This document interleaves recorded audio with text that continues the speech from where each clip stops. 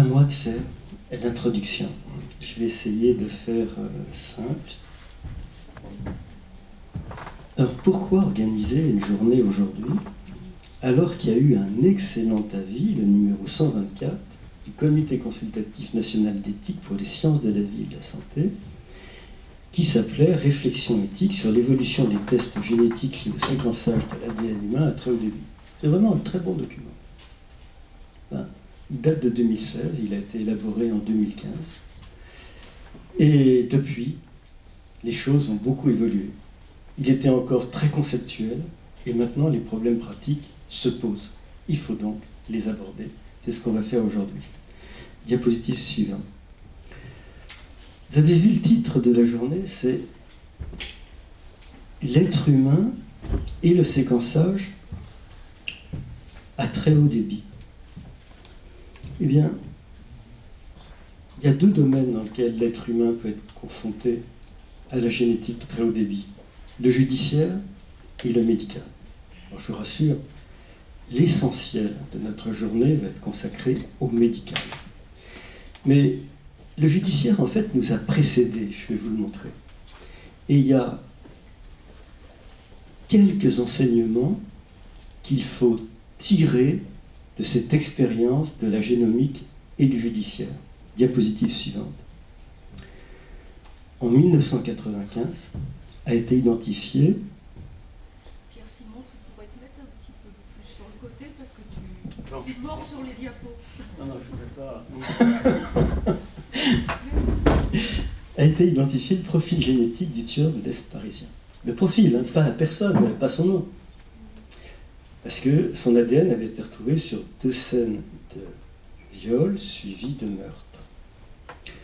En 1997, une de ses victimes a pu s'échapper, elle s'est défenestrée du 2e étage, elle a malheureusement gardé des séquelles toute sa vie, et elle a survécu.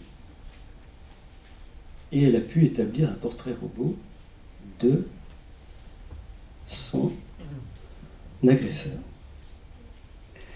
Une série de circonstances invraisemblables.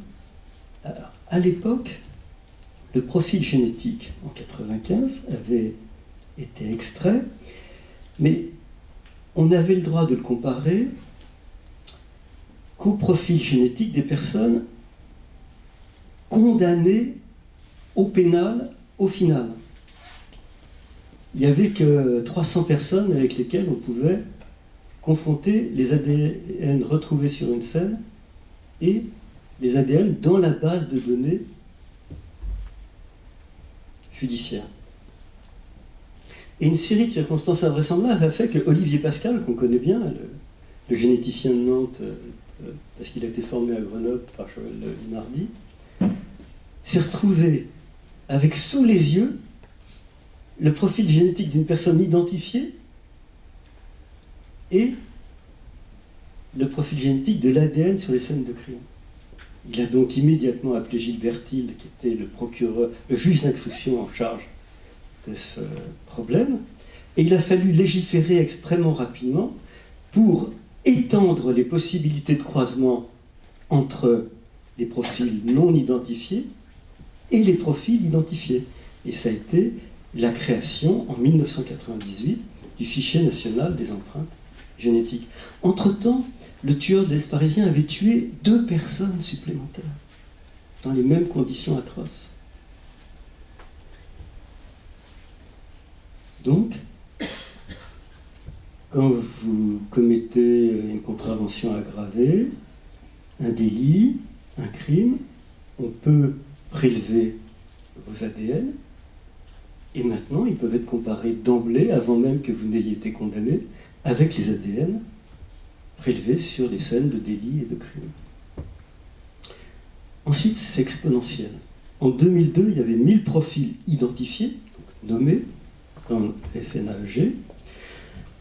En 2006, au début, les identifications se faisaient uniquement avec des centres de G-Fresh qui codent pour des régions introniques. Ne vous inquiétez pas, c'est un peu technique, mais on expliquera ces noms ultérieurement. En 2006, on dit que pour améliorer la sensibilité des identifications, et augmenter les possibilités de croisement, on étendait aux régions codantes du génome. Et en 2018, il y a plus de 3 millions de profils identifiés dans le fichier national des empreintes génétiques. Et 400 000 non identifiés. 3 millions, une personne sur 20. C'est un maillage extrêmement serré de la population. Diapositive suivante. Eh bien oui, ce qui devait arriver est arrivé. Une fois aux États-Unis en 2018 et une fois en France en 2018 aussi. J'ai trouvé cette photo dans Le Monde pour le cas américain.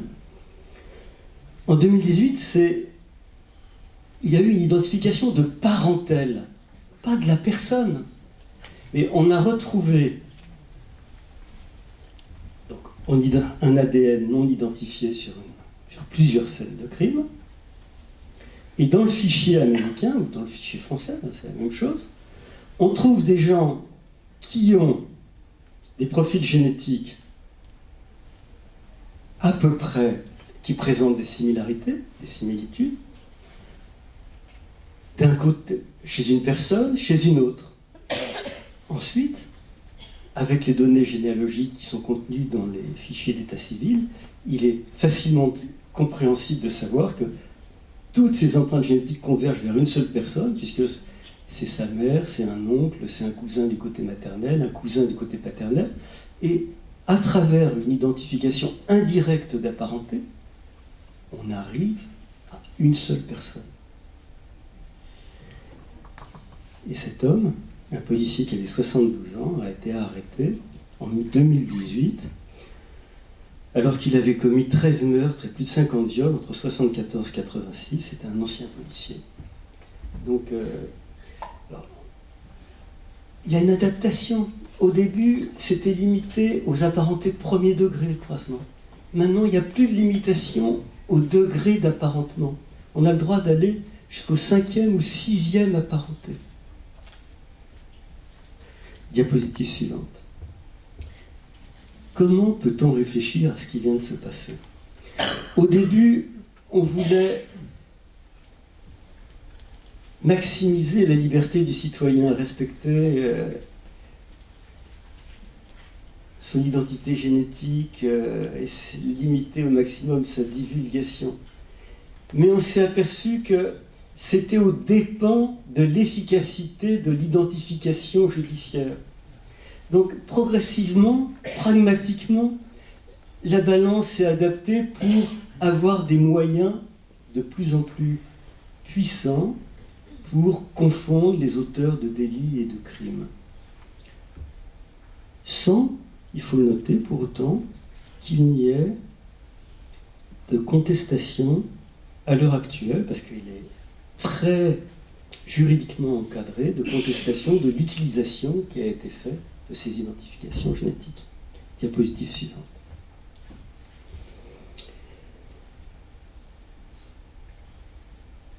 J'abandonne le judiciaire.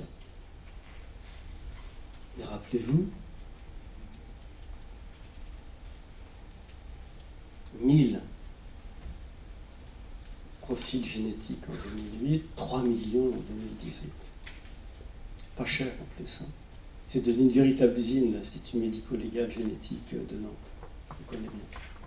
Toujours grâce à Olivier Pascal. Deuxièmement, il faut retenir le maillage.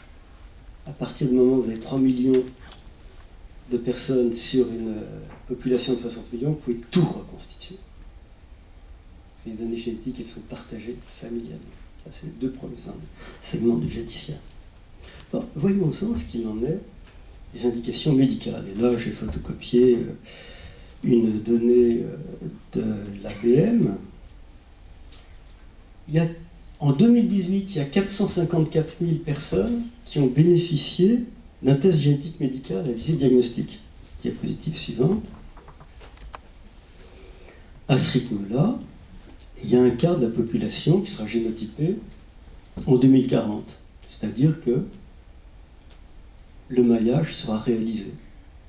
quand bien même on n'aura pas les données génétiques sous la main de l'individu qu'on est en train de voir, en recoupant celui de son père, de sa mère, ou d'un cousin d'un côté, d'un autre cousin de l'autre, on pourra reconstruire avec une bonne probabilité son profil génétique.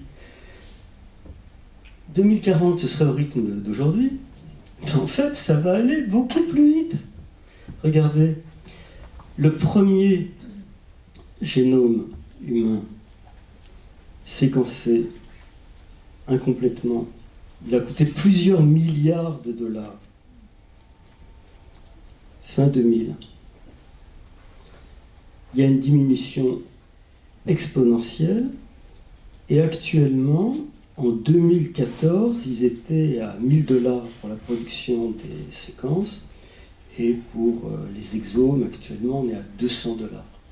C'est-à-dire des examens qui rentrent dans des prix qui permettent leur utilisation à très grande échelle. Diapositive suivante. Et enfin, en 2017, nous avons été identifiés avec une autre plateforme, Sequoia pour la région parisienne, pour faire partie des 2 premières plateformes de séquençage à très haut débit à visée sanitaire. Et notre objectif que nous attendrons en 2021 est celui de la production de 50 génomes par jour. Voilà, on a déjà démarré cette phase et on est en train de monter en charge. Diapositive suivante. Alors, je vais faire simplement quelques rappels. Le génome humain, il est composé de 20 000 paires de gènes, les mots. Ces mots sont constitués de lettres, 3 milliards de paires de nucléotides. Et il est organisé avec une succession d'exons, qui sont l'ensemble des séquences codantes du génome, qui représentent 1 à 2% du tout, seulement 1 à 2%, tout le reste étant des introns, qui interviennent dans l'organisation de la chromatine, du génome, des chromosomes, mais qui ne sont pas directement des séquences codantes. Diapositive suivante. Alors, là aussi, je ne vais pas rentrer dans le détail, je ne vais pas faire un cours génétique, mais souvent les gens ont des notions trop anciennes de la génétique. Un gène, c'est bête. Ça fait des choses individuellement, isolément, ça ne fait pas des choses très intéressantes. Ça donne une capacité à une cellule de se mouvoir. Dans quel sens, elle ne sait pas. Et quand on active un gène, tac, ça active la mobilité. Quand on active un gène, ça active l'adhésion à une autre cellule. C'est des propriétés toujours extrêmement élémentaires. Donc, alors, il y a des gènes qui sont en position cruciale, on va le voir, et dont le dérèglement peut entraîner des manifestations très sévères, mais tous ces gènes, ils fonctionnent en réseau. Et ces gènes, ils codent pour des interactions avec l'environnement. Alors, je vais vous le détailler tout ça. Deuxième point sur lequel je voudrais insister, les maladies monogéniques sont rares, mais elles sont très nombreuses. Il y a des milliers et des milliers de maladies rares, dites monogéniques. Et ça constitue un fardeau extrêmement important pour la santé publique, puisqu'on considère qu'il y a 3% de la population qui est porteuse de maladies monogéniques rares, avec des prises en charge le plus souvent très difficiles. Par contre, les maladies multifactorielles, qui associent des facteurs de risque, des génétiques, des facteurs de risque environnementaux, médiés par un contrôle épigénétique, sont la règle. On aura des exemples aussi. Diapositive suivante. Bon. Pour vous illustrer ça, je vais prendre un exemple. Ici, vous avez un gène qui s'appelle IRF6, dont vous voyez, c'est là, le domaine d'expression. C'est-à-dire qu'il est impliqué, quand on observe son étude, c'est une représentation, dans le développement de cette région du philtrum labial entre la pointe du nez et la lèvre supérieure. Alors, ici, vous avez représentation du gène IRF6 et ici, des régions d'amont de ce gène qui comprend des séquences régulatrices en amont du promoteur du gène. Et ces séquences régulatrices, elles sont soumises pour leur régulation à des facteurs de transcription qui vont se lier aux séquences régulatrices d'amont du gène. Et ces facteurs de transcription sont eux-mêmes régulés par des chaînes de signalisation et de transduction du signal par transmembrane cellulaire. Quand vous avez une mutation directe de IRF6, vous avez une maladie rare qui s'appelle le syndrome de Van der Rohe, qui associe d'une façon variable chez des individus une fente labiopalatine, ici vous avez une fente labiopalatine unilatérale, et des glandes salivaires accessoires de localisation diverses aussi. Je vous rassure, c'est le même petit enfant, 7 ans plus tard, il a été bien pris en charge. Donc, et ça se transmet sur le mode autosomique dominant. C'est rare. C'est-à-dire que nous, à Grenoble, on rayonne sur 30 000 naissances, on en voit un cas tous les ans, tous les 2 ans. Par contre, il existe des variants dans les séquences régulatrices d'amont qui sont présentes pour RS64, 29, 61 dans 10% de la population. La DUP-A, 20% de la population. Ben, les gens qui ont ces variants dans les séquences régulatrices d'amont, ils ont une multiplication du risque d'avoir une fente labiopalatine isolée multipliée par 6 ou 7. On passe donc de 1 sur 700 dans la population générale à 1 sur 100. Donc vous voyez, un allèle très répandu dans la population qui est responsable d'une augmentation importante d'une malformation. Et il entre d'ailleurs, la possession de ces allèles n'est pas seulement un facteur de risque de survenue du fait d'un effet de seuil d'une malformation type la fente palatine, mais elle module chez chacun d'entre nous la façon dont va se développer le philtrum, depuis normalement développé, sur hypoplasique. Et ce sont ces variations de toutes les séquences régulatrices qui sont responsables de l'aspect que nous avons, nous, les uns et les autres. D'ailleurs, toutes ces chaînes de régulation de l'action des gènes, elles sont sous contrôle environnemental. Si vous consommez trop d'alcool pendant votre grossesse, eh bien, vous aurez un philtrum qui sera comme ça, parce que ça réagit sur la signalisation SSH, WNT, et une des premières manifestations du syndrome d'alcoolisation fœtale qui nous permet de reconnaître ces enfants, c'est le philtrum plat, et voilà. Diapositive suivante. Donc, et ça c'est une publication de 2017 qui est un peu difficile mathématiquement et technologiquement, mais qui est parue dans une excellente revue Cell en 2017. Ça, c'est le modèle du fonctionnement de nos gènes.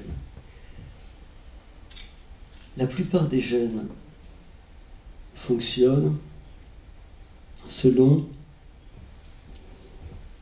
des réseaux. Ce sont des small world effects. Ce sont des petits mondes. C'est-à-dire que le petit monde, c'est un système c'est une étude, c'est une branche des mathématiques, la mathématique des réseaux.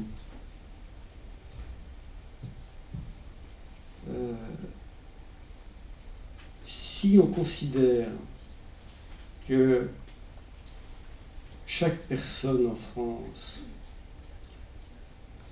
a dans son entourage proche 500 personnes,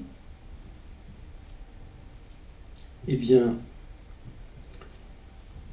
de proche en proche, vous n'êtes jamais loin de quelqu'un qui a serré la main ou qui a pu échanger quelques mots avec le président de la République. Il y a toujours, il suffit de 3, 4 personnes. C'est la même chose. Il n'y a que 25 000 gènes. Je veux dire, chaque gène pris individuellement est à 2, 3 liens du fonctionnement d'autres gènes avec lesquels il interagit. Alors, ça ne veut pas dire qu'il n'y a pas des gènes qui, dans le cadre des maladies, sont cruciaux. C'est ceux qui sont au centre, qui sont en noir.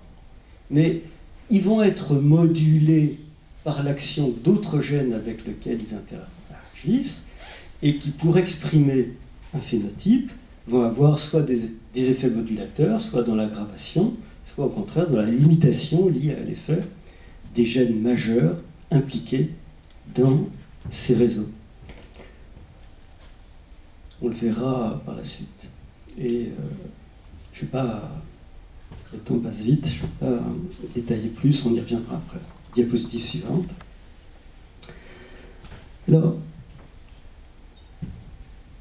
quel est l'objectif de la génomique? Eh bien, dans le cadre sanitaire, on reçoit des prélèvements individuels et on les compare à un génome de référence. Et en moyenne, sur 3 milliards de lettres que nous allons étudier, une fois sur 1000, on va trouver une variation, une différence entre la séquence du gène de référence, du génome de référence, et la séquence du génome étudié, soit 3 millions de changements. Diapositive suivante. Et il faut étudier ces 3 millions de variants. Diapositive suivante. Diapositive suivante, je ne sais pas que j'ai fait tous ces effets.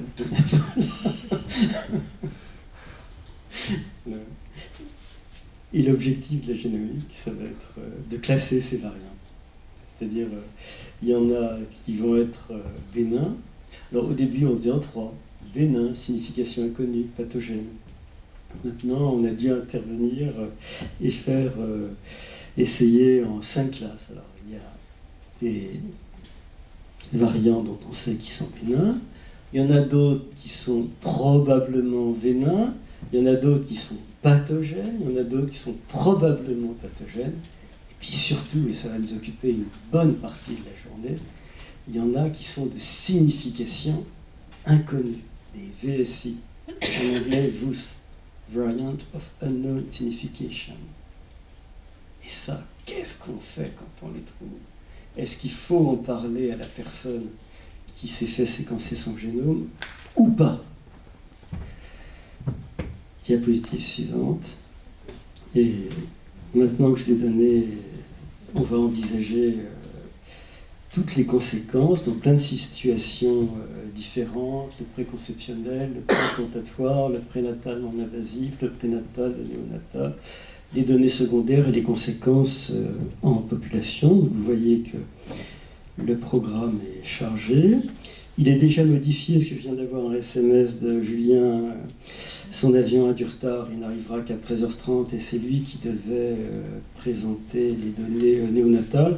Donc j'ai commencé, si ça n'en est pas une toute petite partie d'un exposé que je devais faire avant de passer la parole à Charles sur le préimplantatoire. Ça te va, Charles? Je vais prendre une autre présentation, excusez-moi, sur le préconceptionnel. Voilà, elle est là. Celle-ci.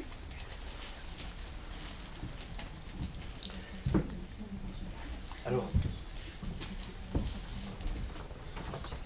bon, cette introduction n'appelait pas beaucoup de questions, mais il y en a peut-être quand même une. Il y a une question, non? Allez, on enchaîne. Il y a une question. Oui. Jean-Étienne. Juste, tu as dit dans ton exposé, notre objectif c'est 50 génomes par jour. Oui. La question c'est pourquoi? Bonne question. Ben, pourquoi? Pour limiter l'errance diagnostique. Je veux dire, actuellement, je vois tous les généticiens dans la salle, quand on reçoit un patient, un cas index, un couple en consultation, en moyenne, on va lui donner les résultats 3 ans plus tard. C'est insupportable.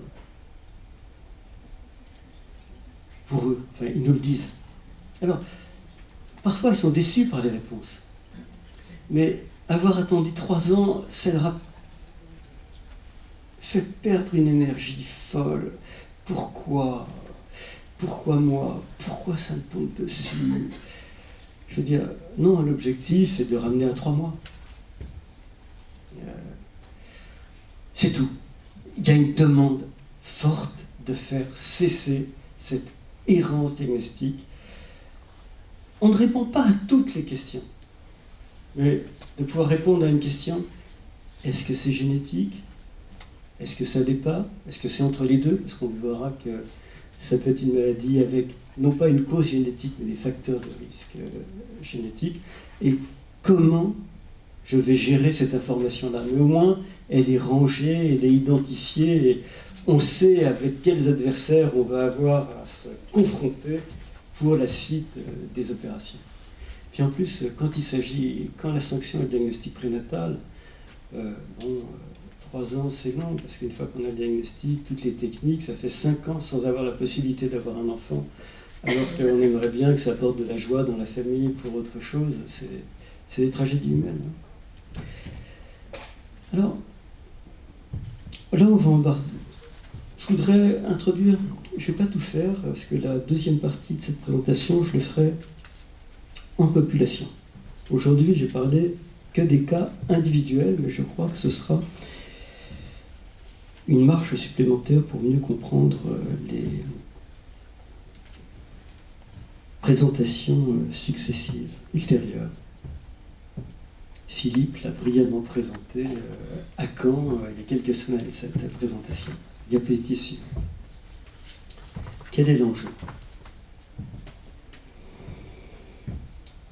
Il y a des couples qui sont inquiets d'avoir des maladies génétiques et qui viennent nous voir dans le cadre de consultations préconceptionnelles. Qu'est-ce qu'on peut faire pour éviter, pour limiter au plus le risque d'avoir un enfant porteur d'une maladie génétique, en particulier récessive autosomique? Une réponse qu'on s'est déjà donnée depuis 50 ans, c'est déjà éviter de vous marier avec votre cousin. Mais maintenant, on peut aller plus loin, puisqu'on est en mesure d'identifier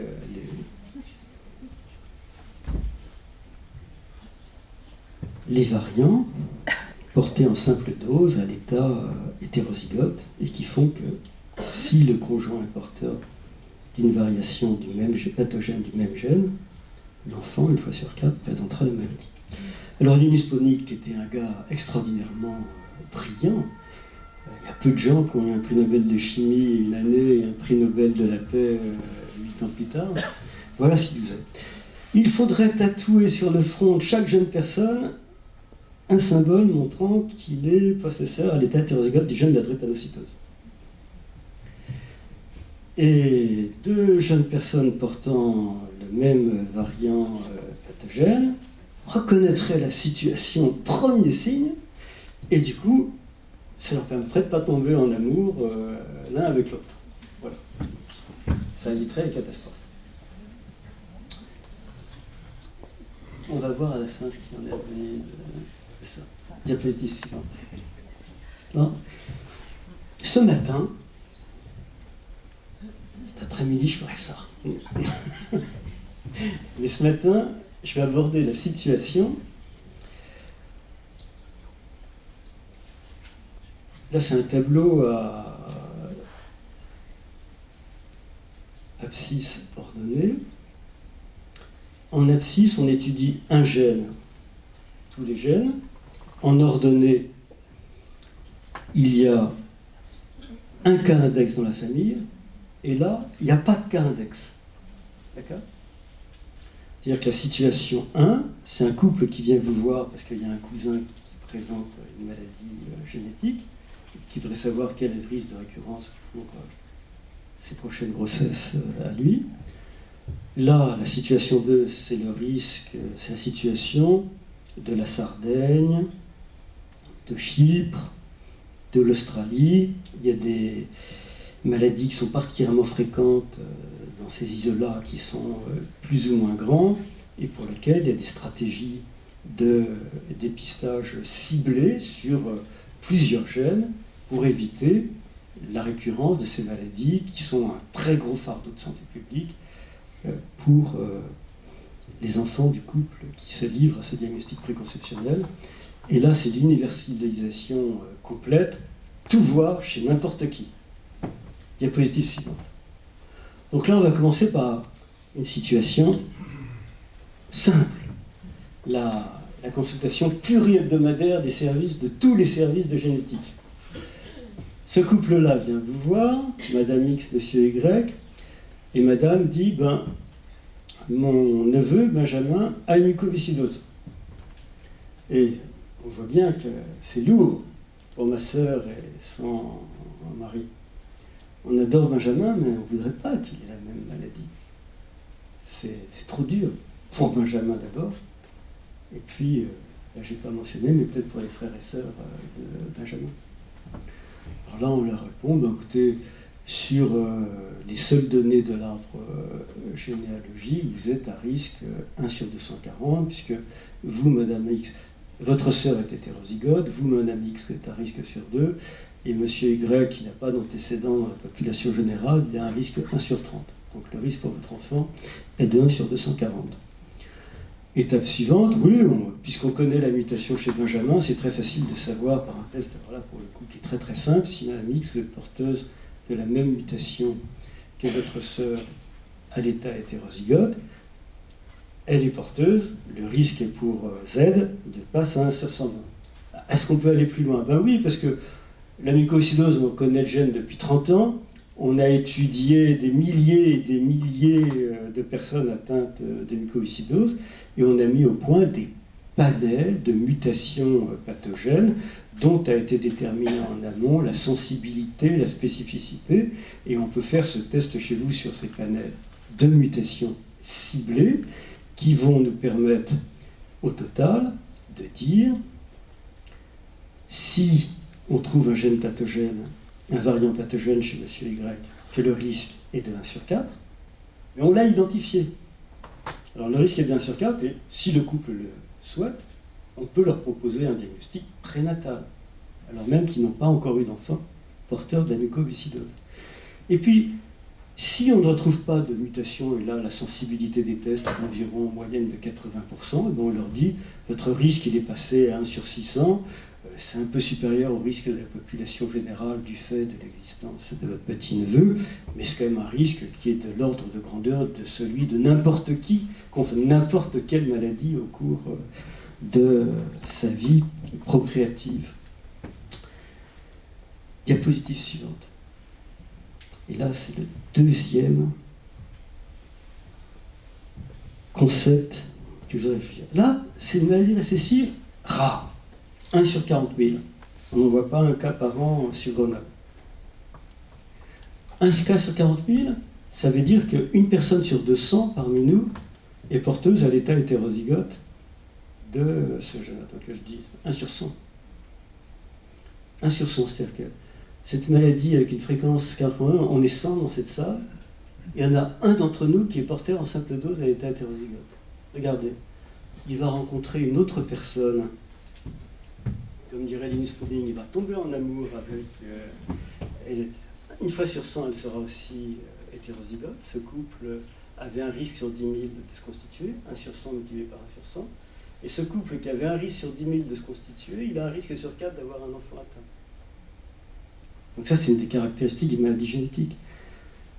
À des fréquences de la maladie très rares, 1 sur 40 000, correspondent à une fréquence très élevée des hétérozygotes. D'ailleurs, nous sommes, ça c'est les données, les enseignements que nous avons, nous sommes tous porteurs de 20 à 30 variants de gènes distincts, tout individu sur Terre est porteur.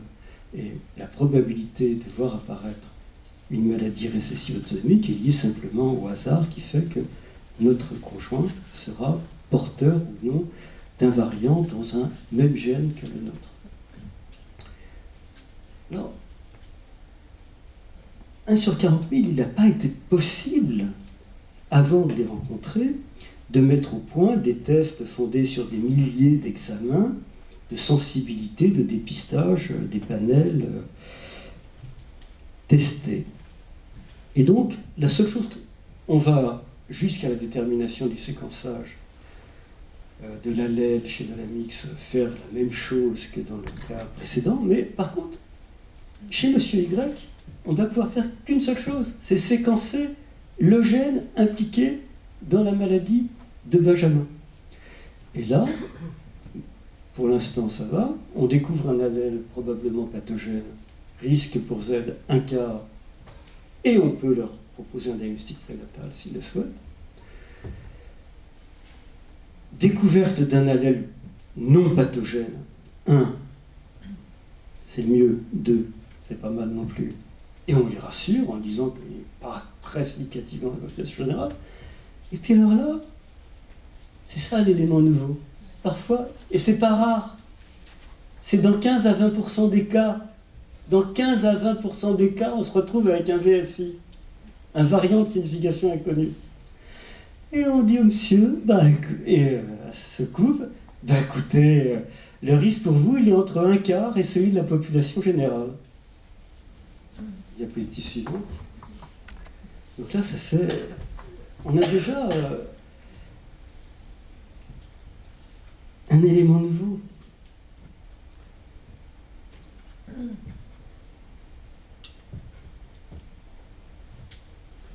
Regardez la mucoviscidose. On a proposé des tests diagnostiques après 30 années de mise au point. Et quand on séquence directement, et qu'on n'a pas eu ces 30 ou 20 ou 10 années de mise au point, on va interpréter en temps réel et essayer de classer au mieux les variants. D'ailleurs, je trouve que entre 3 et 4, parfois on hésite, hein, c'est pas si facile que ça. Donc, certes, avec cette technique, on répond à un beaucoup plus grand nombre de couples et on a donc augmenté la sensibilité des investigations diagnostiques. Par contre, on augmente les situations d'incertitude. Alors, tout ceci, on l'explique aux couples avant de faire le test. Mais on a beau l'expliquer, le fait qu'on risque de se retrouver dans l'incertitude, quand on leur dit que c'est incertain, le désarroi est toujours présent. Alors, du coup, problématique, on ne résoudra pas ce matin, est-ce qu'il faut tenir les couples informés de ces VSI? Il n'y a pas d'obligation réglementaire. Je vous donne les arguments pour. Ben oui, parce que souvent on hésite entre coder un variant en 3, c'est-à-dire signification inconnue, ou probablement pathogène. C'est pas exceptionnel. D'ailleurs, il y a 3 semaines, on se disait, est-ce qu'on ne va pas créer un 3+. Moi, j'étais content.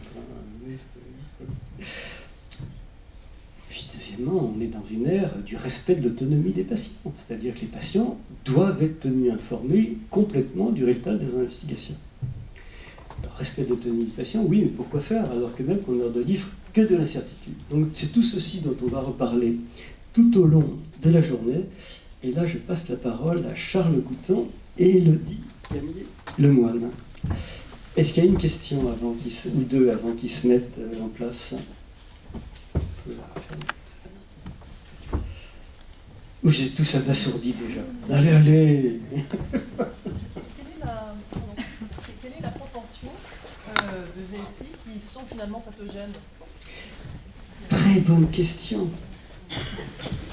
Très bonne question. On le saura dans 5 ans. Et alors, imaginez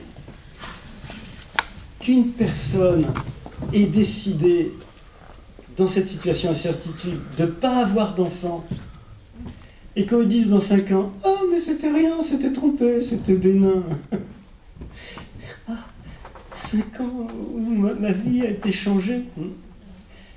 Qu'on lui dise que c'est pathogène, qu'un laboratoire, à force de discussions, 3, 4, aboutissent à un diagnostic prénatal, qu'on trouve les variants, qu'on fasse une interruption médicale de grossesse, certes précoce. Ah, il n'était pas pathogène. Ah.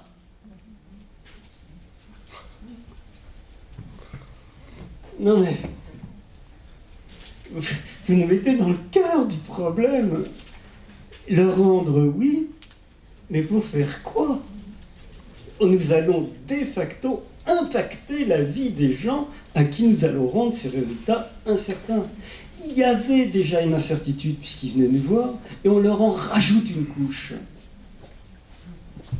Charles, Élodie, à vous.